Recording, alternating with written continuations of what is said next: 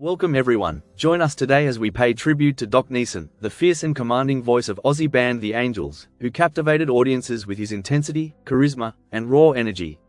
So let's dive in. Doc Neeson, born Bernard Patrick Neeson on the 4th of January 1947, in Belfast, Northern Ireland. He was zodiac sign Capricorn.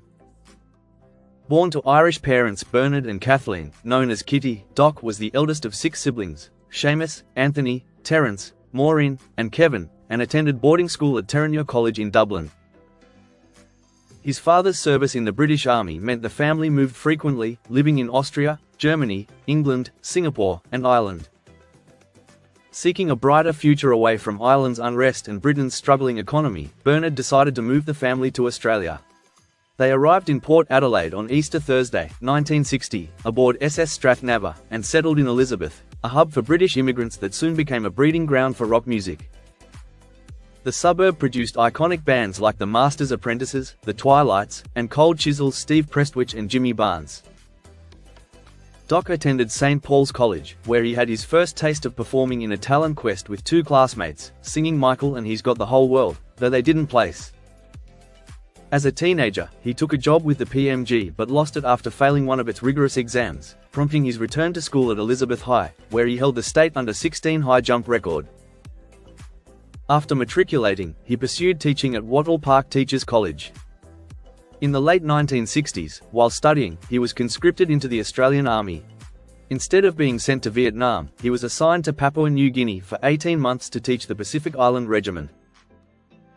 Upon returning, he utilized a Return Soldiers scheme to study filmmaking in Adelaide, earning degrees in film and drama at Flinders University, with aspirations of becoming a film director. While studying at university, Doc met brothers John and Rick Brewster and formed the acoustic blues group Moonshine Jug and String Band, where he played guitar and sang. His love for music reportedly began with a plastic ukulele he had as a child in Singapore, strumming along as he sang. Founded in 1970, the group included Rick Brewster on guitar, washboard, jug, and backing vocals, and John Brewster on guitar, banjo, harmonica, and vocals.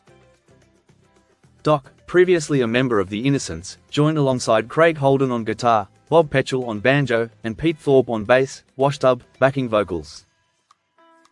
In 1973, they released the EP Keep You on the Move, which climbed to number 5 on the Adelaide charts, followed by the single That's All Right With Me, the next year. Around this time, Doc adopted his stage name, a nod to his childhood hero, Wild West legend Doc Holliday, disliking being called Bernie. Their releases were on the Sphere Organisation label, managed by John Woodruff. In 1974, they released another EP before shifting to Electric Instruments and rebranding as the Keystone Angels, embracing rock and R&B for the pub circuit. In 1975, the Keystone Angels had a challenging stint as Chuck Berry's support band on his Australian tour, dealing with the rock legend's notorious demands. That same year, they closed out the final Sunbury Festival, returning for 6 encores. They soon supported AC/DC on a regional South Australian tour, and in early 1976, they relocated to Sydney, struggling and hungry, as an unknown band.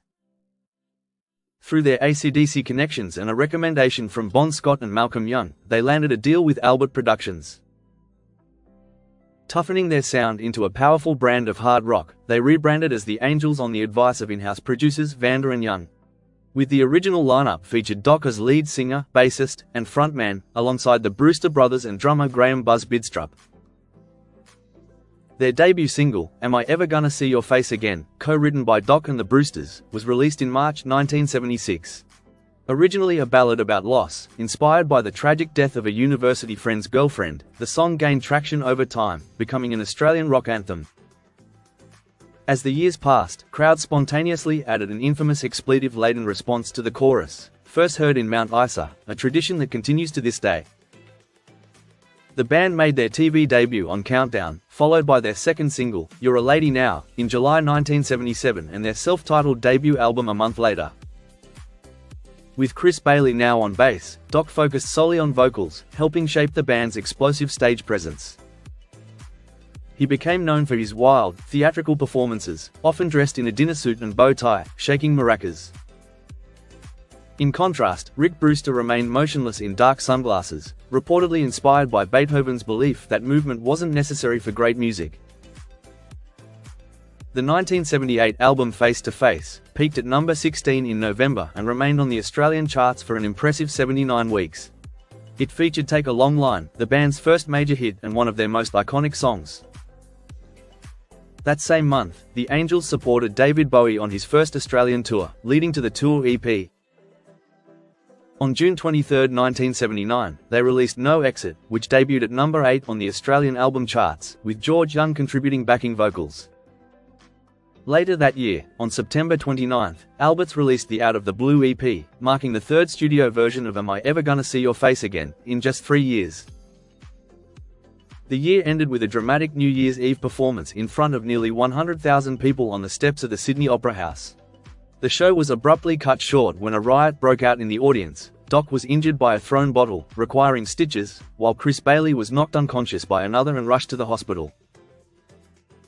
The Angels' popularity endured through various lineups and international name changes like Angel City or the Angels from Angel City to avoid confusion and legal issues with the band Angel. On October 20, 1998, they were inducted into the ARIA Hall of Fame. Beyond the band, Doc organized the Tour of Duty concert for the troops in East Timor on December 21, 1999, performing Angels hits and duets with John Farnham, Kylie Minogue, and The Living End. On New Year's Eve 1999, at the MGM Grand Darwin Millennium Concert, he announced his departure from the Angels, citing injuries from a car accident earlier that month. Just 3 weeks before the Tour of Duty, a truck rear-ended Doc's car on the Sydney M4, leaving him with severe whiplash and spinal damage. Despite intense pain and warnings from specialists that continuing to perform could leave him in a wheelchair, he pushed through for the troops. Returning home, he faced chronic pain, blurred vision, and was unable to perform, leading to depression, alcohol and painkiller abuse, and even thoughts of taking his own life. Doc's restless spirit carried him through his final years, pursuing multiple solo and band projects. In 2003, he formed Doc Neeson's Angels, followed by Red Phoenix in 2005. He performed for Australian troops in Iraq and Afghanistan, appeared on an Australia Post stamp in 2006, and toured with Countdown Spectacular 2 in 2007. Rehab in Los Angeles in the mid-2000s and reconnecting with his sons, whom he felt he had abandoned for life on the road, helped him regain some stability, but the depression never fully lifted. A triumphant Angels reunion tour in 2008 seemed like a fresh start, but it fell apart in 2010 when Doc refused to record a new album, admitting he couldn't endure the demands of relentless touring. In November 2011, Doc faced his fourth drink driving charge in recent years, nearly landing him in jail. Meanwhile, the Brewsters had relaunched the Angels with Screaming Jets frontman Dave Gleason, a painful blow for Doc. As the band thrived with sold-out shows and a new album, Doc continued playing small clubs as a solo act. Health issues hampered performances, but his fans remained loyal. Doc always made time to meet them, take photos, and support causes like Miracle Babies and anti-fracking protests. He even led over 1,000 people through Newtown to fight for live music venues, proving his love for the scene never faded. In mid-2012, Doc reconnected with former Angels members from the 1990s lineup, forming the Angels 100%. They planned a rival tour for 2013 against the Brewsters' Gleason lineup and secured support slots for Guns N' Roses. An album was in the works, with new songs being written. For a brief moment, it seemed Doc was back in the game and everything was looking up.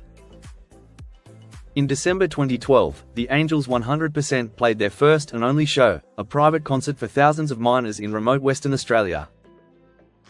2 weeks later, Doc collapsed at a family Christmas dinner. Soon after, he was diagnosed with brain cancer. By January 2013, all touring and recording plans were cancelled as he began treatment. Surgeons removed the tumor, followed by intensive radiation and chemotherapy. The TV show Australian Story documented his journey, capturing powerful moments of his recovery. Personally, Doc was married twice. His first marriage was to Jintra in 1974, parting ways after 15 years. In 1991, he made a grand romantic gesture, proposing to Kim Moore with an airplane banner reading, "Kim, I love you. Marry me BPN." Their marriage lasted 5 years.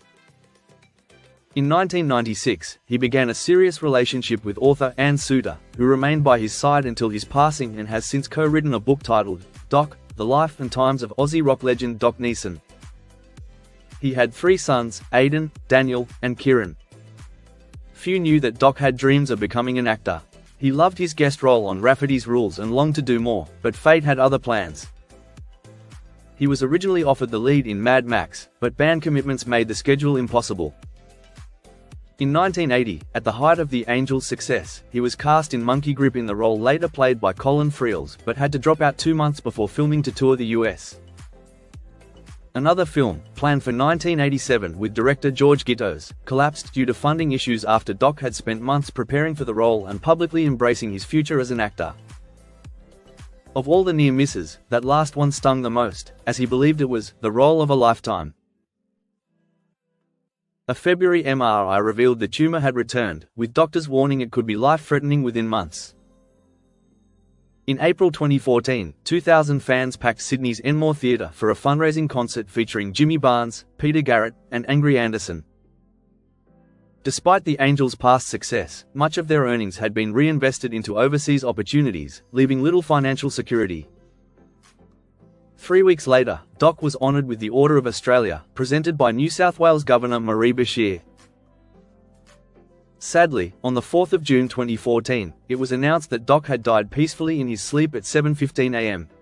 His funeral was held a few days later on the 11th of June at Sydney's St Michael's Church, Lane Cove. And there you have it, the incredible life and legacy of Doc Neeson, a true rock and roll warrior, who gave everything to his music, his fans, and the stage. Though his journey was filled with highs and heartbreaking lows, his impact on Australian music will never fade. His voice, his energy, and his spirit will live on forever. Thank you for watching. Don't forget to like and subscribe to celebrate more legends of music. Take care, and until next time, bye for now.